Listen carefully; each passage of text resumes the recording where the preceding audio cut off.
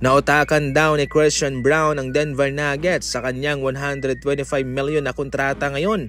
Sa kadela ng ngayon daw ay bumaba ang kanyang kinakamadang numero, 12 points na lamang, 2.8 assists at sa 3-point line, 25% na lang lamang ang kanyang ina-average. Kaya sa ngayon, swerte raw itong si Christian Braun sapagkat siya ay nakakuha ng malaking kontrata.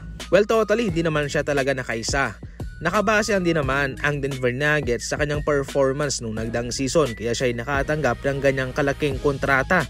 Hindi naman po pwede na bigyan siya ng maliit base sa kung ano ang kanyang naipakita sa kanila. Kaya kung tutuusin, sinuklian lamang ng Nuggets ang kanyang ipinakitang desenteng numero nung mga nagdaang season at malaki naman ang kanyang in-improve.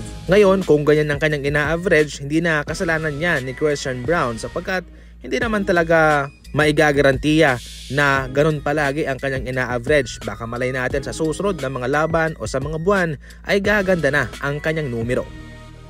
Ito po ang rason kung bakit patuloy na nag-i-struggle itong si Klay Thompson sa Dallas Mavericks. Ito sa play na ito ay hindi siya pinasa ni Copper Flag. Ang play na paborito niya sa Golden State Warriors. Pupunta siya sa corner at papasahan ng nagdadala ng bola.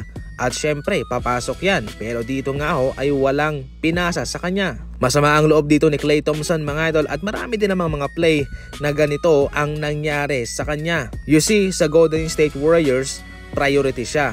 Malaki ang respeto ng mga players doon sa kanya. Kaya sa mga ganyang play ay pinapasahan nila si Klay Thompson. Alam nila kung saan siya pupunta. Matik po yan.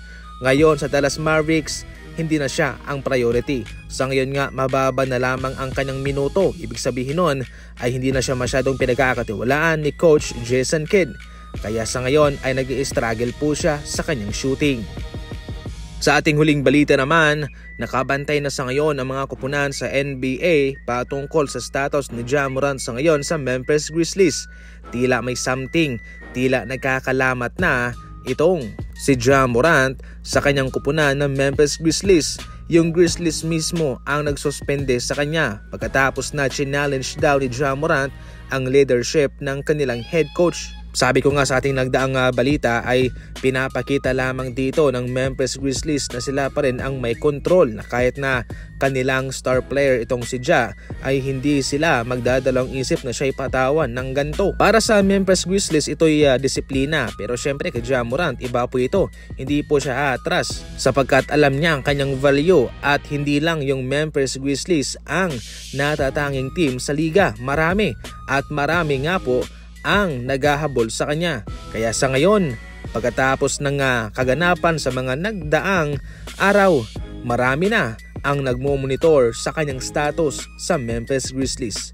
Yan ang muna sa ngayon ng ating mga balitang basketball. Maraming salamat po sa panonood.